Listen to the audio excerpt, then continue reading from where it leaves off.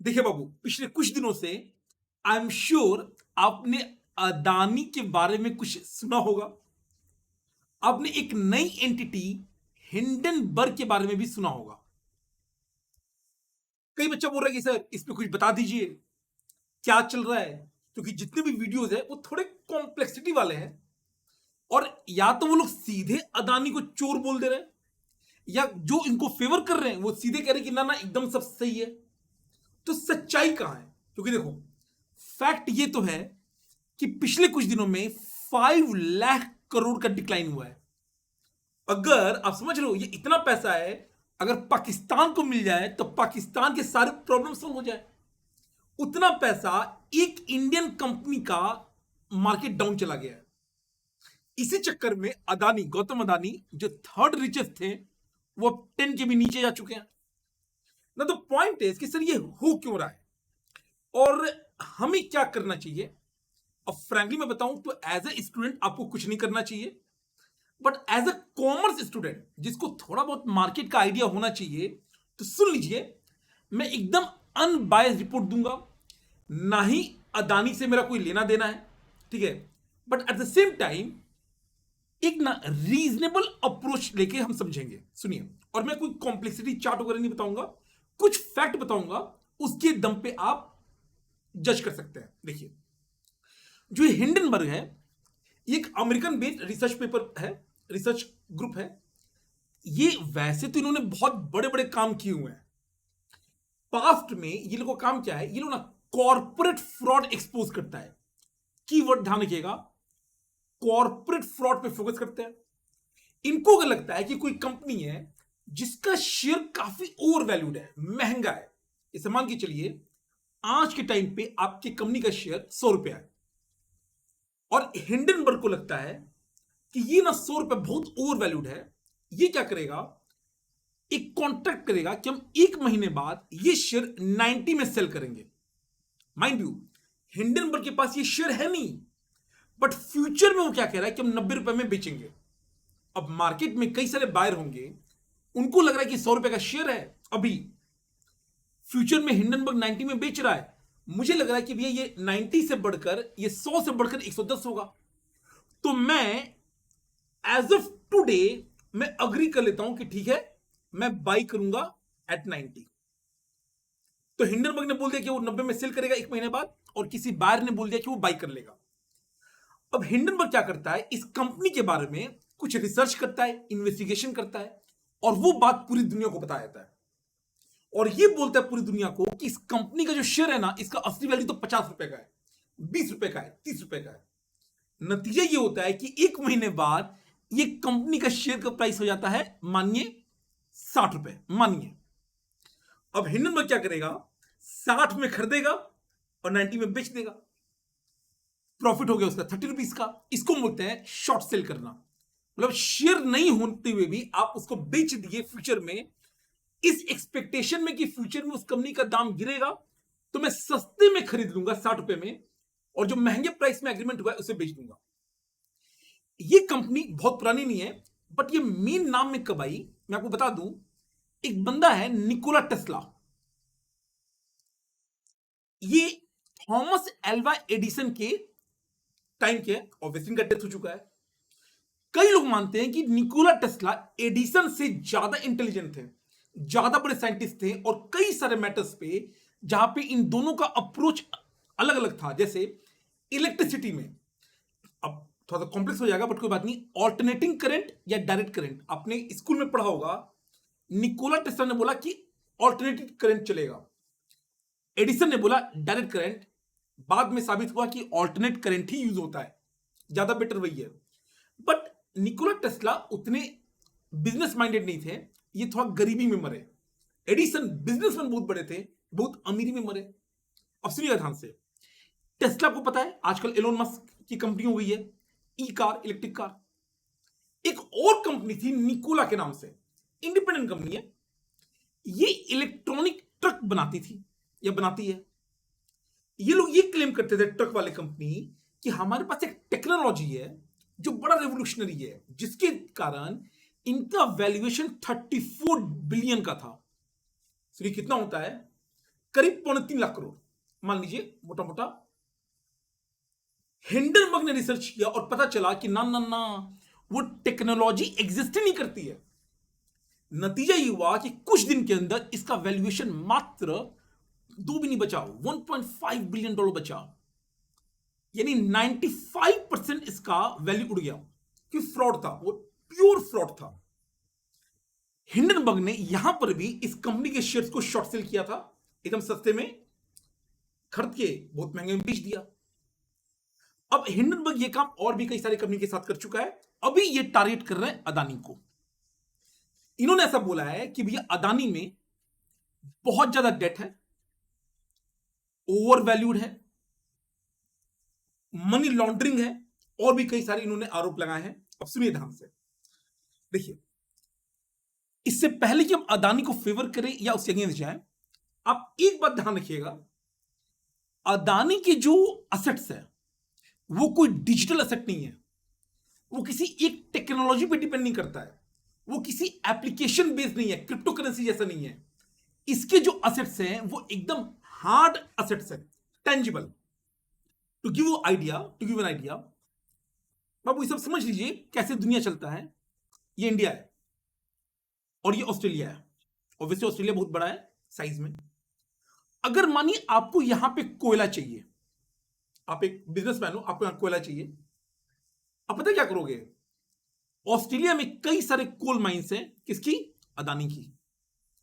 इस coal mine से यहां पे अगर मानिए पोर्ट है, रेलवे लाइन अदानी का, ये पोर्ट अदानी का, शिप या तो किसी और का, या उसमें भी अदानी का स्टेक है। जो इंडियन पोर्ट है अदानी का, जो यहां पे ट्रक आएगा अदानी का। मतलब ग्लोबल लेवल पे जो लॉजिस्टिक्स का करामात है ना बाबू, अदानी इज, इंडिया में तो बाबू नंबर 1 है ही, ग्लोबली वो टॉप में आता है। और मैं ये नहीं कह रहा हूं कि ये कोई फेवर है, बट ये एक फैक्ट है कि इंटरनेशनल लॉजिस्टिक्स में अदानी का पकड़ बहुत मजबूत है। ये वो कंपनी है जिसने पूरे लॉजिस्टिक्स को सिंप्लीफाई किया है। पिछले कुछ दिनों में, let me tell you, China India का एडवर्सरी है। अब चाइना में ना डेमोक्रेसी नहीं है, तो चाइना की सरकार को जो मन करता है वो कर देता है।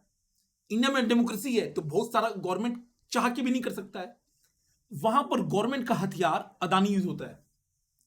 श्रीलंका में एक पोर्ट था जिसके लिए चाइना लड़ रहा था कि हमें दीजिए डेवलपमेंट अधिकार। इंडिया को लग रहा था कि भैया श्रीलंका का एक बहुत बड़ा पोर्ट यहां पे हम्बनटोटा पहले ही चाइना को जा चुका है, चाइना मालिक है की डेट में। अदानी बीच में आया, वो पोर्ट अदानी को मिल गया। यहां से बहुत दूर इजराइल में आप सर्च कीजिएगा, एक पोर्ट है बहुत फेमस, हजारों साल पुराना, Haifa port. Haifa port China को ऑलमोस्ट मिल गया था, लास्ट मोमेंट पे अदानी की एंट्री हुई और ये पोर्ट अदानी को मिल गया। आजकल में आप न्यूज सर्च कीजिएगा, और हाइफा के लोग, मतलब हाइफा एक शहर भी है यहां पे पोर्ट है, वो लोग वेलकम कर रहे हैं इंडियन इन्वेस्टमेंट अदानी का, क्योंकि बहुत पहले, आज से 100 साल पहले, वर्ल्ड वॉर 1 में हाइफा जो वो एरिया था इजराइल का, वो ऑटोमन एम्पायर, जो टर्किश लोग थे, वो ऑक्यूपाई किए थे। उनको आजाद कराने में ब्रिटिश गवर्नमेंट ने इंडियन सेना को भेजी थी, क्योंकि उस समय ब्रिटिशर्स थे हमारे पास। They are very happy.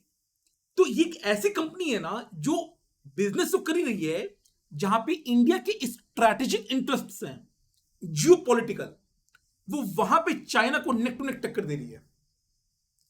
अब सुनिए, डेट क्या उनमें ज्यादा है? आंसर इज यस, डेट ज्यादा है, but let me tell you, debt का मात्र 40% इंडियन है, बाकी 60% विदेशी लोग हैं। और Indian debt less than 1 lakh crore है।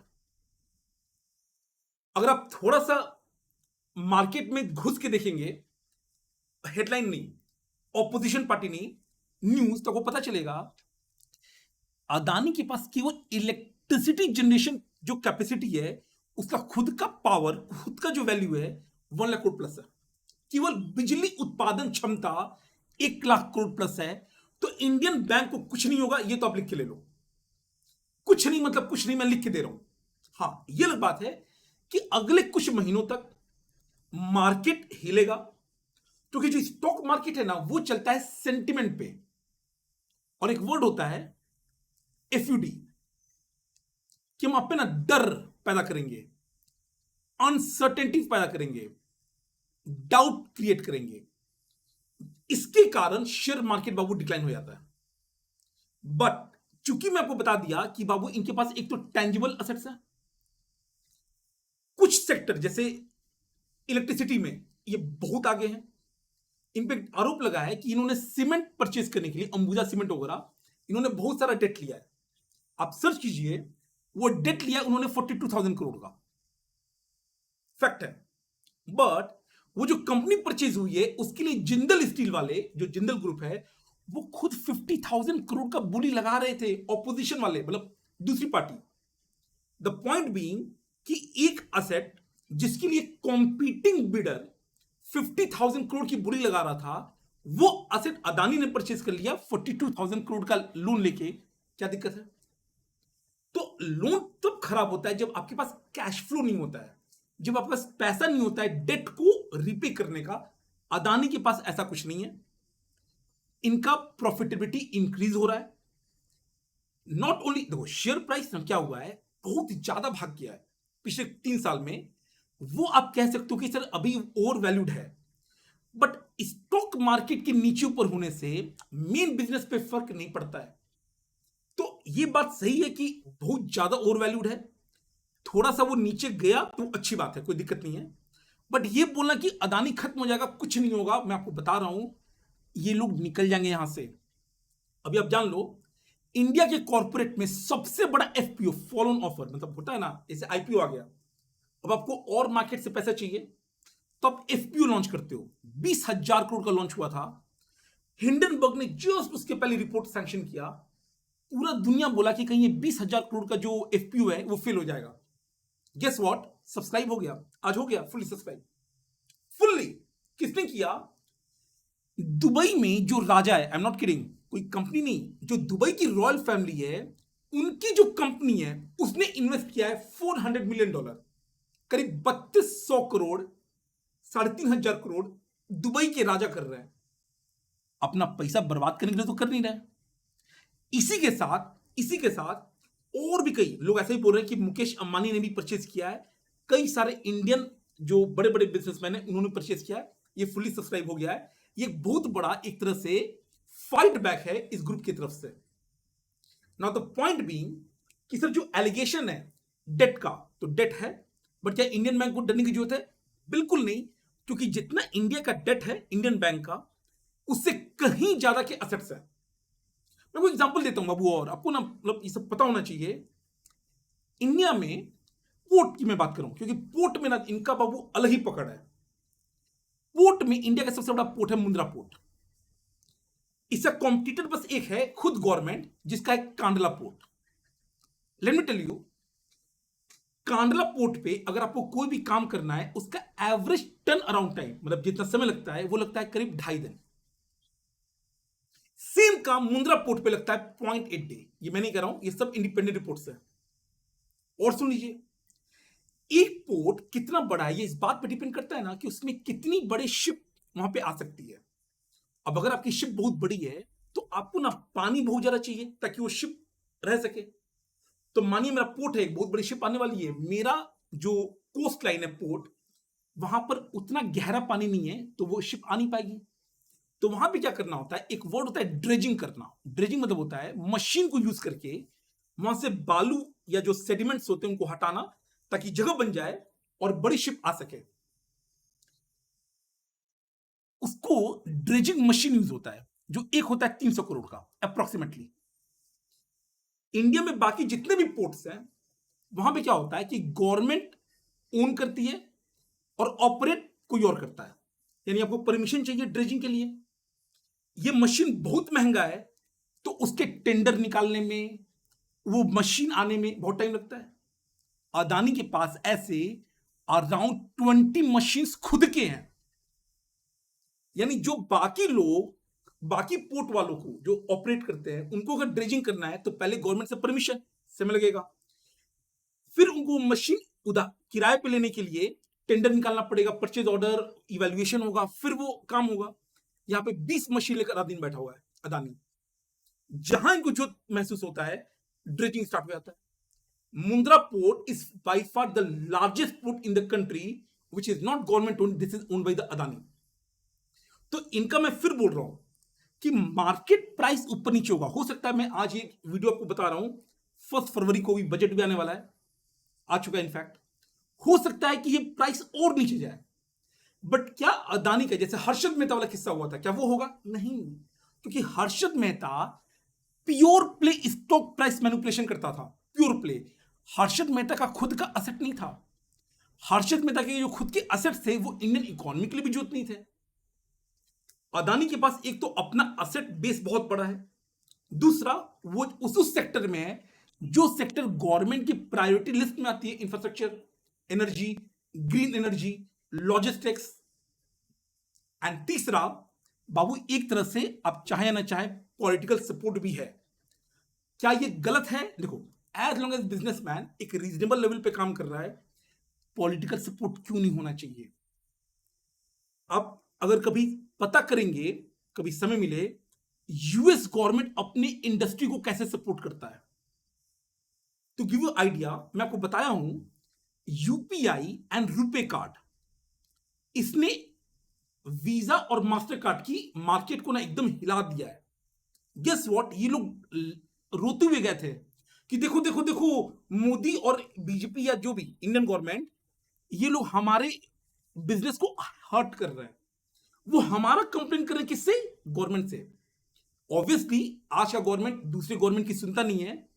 मतलब द पॉइंट भी कि यूएस गवर्नमेंट हुआ, यूरोप गवर्नमेंट हुआ, ये सब गवर्नमेंट अपने अपने बिजनेसमैन को सपोर्ट करते हैं, करना भी चाहिए till the extent proper fraud ना हो रहा हो। तो हालांकि गवर्नमेंट इस पे कुछ बोला नहीं है, बट मैं ये मानता हूं कि इसलिए अदानी नहीं डूबेगा। मैं फिर से रिपीट कर दूं लास्ट जो मुझे लगता है, एक तो उनके पास टैंजिबल असेट का बेस बहुत मजबूत है। इतने डाउनफॉल में भी उन्होंने अपना एफपीओ सब्सक्राइब करवा लिया 20,000 करोड़ का, largest by any Indian firm, जो कि अपने आप में एक रिमार्केबल बात है। अगर दुबई का रूलर अगर इन्वेस्ट कर रहा है अभी भी, आई एम श्योर हम लोग इन्वेस्ट कर सकते हैं, बट आप मत करना भी, मैं भी नहीं करूंगा अभी। मैंने थोड़ा किया है, बट आप मत करना भी, अभी और नीचे जाएगा मुझे लगता है, और नीचे जाएगा। तीसरा, इनका जो जिस सेक्टर में ये ऑपरेट कर रहे हैं वो इंडियन इकोनॉमी के लिए इंपॉर्टेंट है, both money wise and Jio political wise. मतलब नेशनल सिक्योरिटी, नेशनल वेलबींग और चाइना से टक्कर लेने के लिए, और थोड़ा बहुत पॉलिटिकल सपोर्ट भी इनके पास बढ़िया सा है। और एक तरह से इसमें कुछ गलत नहीं है। हाँ, अगर ये कुछ फ्रॉड कर रहे हैं तो डेफिनेटली इनके अगेंस्ट एक्शन लेना चाहिए, वो एक अलग बात है, उसमें तो कोई दो राय है ही नहीं। एक पॉइंट ये भी आया कि सर इनके जो ऑडिटर्स हैं वो बड़े यंग हैं। जैसे एक बंदा आई थिंक 24 ईयर्स का था जब उसने साइन किया था।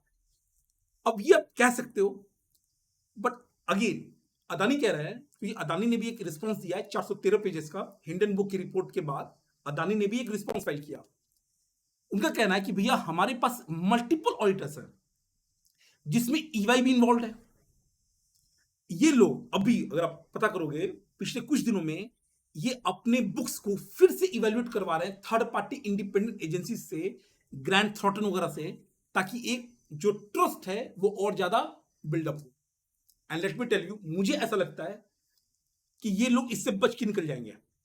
मार्केट डाउन जाएगा, उनके share price will take a beating, they will again bounce back, and when they will bounce back ना, वो लोग बहुत ज्यादा पावरफुल, वो अभी भी बहुत पावरफुल है इंडिया में भी, इंडिया से बाहर भी। क्योंकि हाइफा पोर्ट जो मैं बता रहा था, चाइना से ले लेना, श्रीलंका का पोर्ट ले लेना, इसके बाद वो सीना ठोक कर बोल सकते हैं कि वर्ल्ड के सबसे खतरनाक रिसर्च फर्म ने हम पे एलिगेशन लगाया और हम लोग फिर भी सक्सेसफुली एफपीओ तो करवा ही लिया, बच के भी निकल गए। तो फ्यूचर थोड़ा अनसर्टेन होगा। मैं फिर बोल रहा हूं मार्केट नीचे जाएगा, बट क्या अदानी ग्रुप का वही हाल होगा जो हर्षद मेहता का हुआ है? आंसर इज नो, नहीं होगा। साल 2 साल बाद आप देखेंगे अदानी दोबारा से अपना मार्केट या तो और जल्दी हो जाए, साल 2 साल के अंदर मुझे लगता है कि वापस से सही हो जाएगा। अगर मैं गलत साबित हुआ तो कोई बात नहीं, फ्यूचर कोई देखा तो नहीं है, बट मेरी अंडरस्टैंडिंग ये बोलती है। होप जो मैंने बताया आपको समझ में आया होगा। मैं बहुत ज्यादा डिटेल में गया नहीं, ना ही किसी चार्ट वार्ट के चक्कर में पड़ा। होपफुली ये सब सही हो जाए। God bless, take care, bye bye. अगर वीडियो अच्छा लगा हो अपने दोस्तों के साथ शेयर कीजिएगा and God bless, like and subscribe कर दीजिएगा। कमेंट बॉक्स में भी बताइएगा आपको क्या लगता है। बट अगेन, अननेसेसरी हेट या अननेसेसरी फेवर करने की जरूरत नहीं है। Be objective, be reasonable. God bless, take care, bye bye, all the best.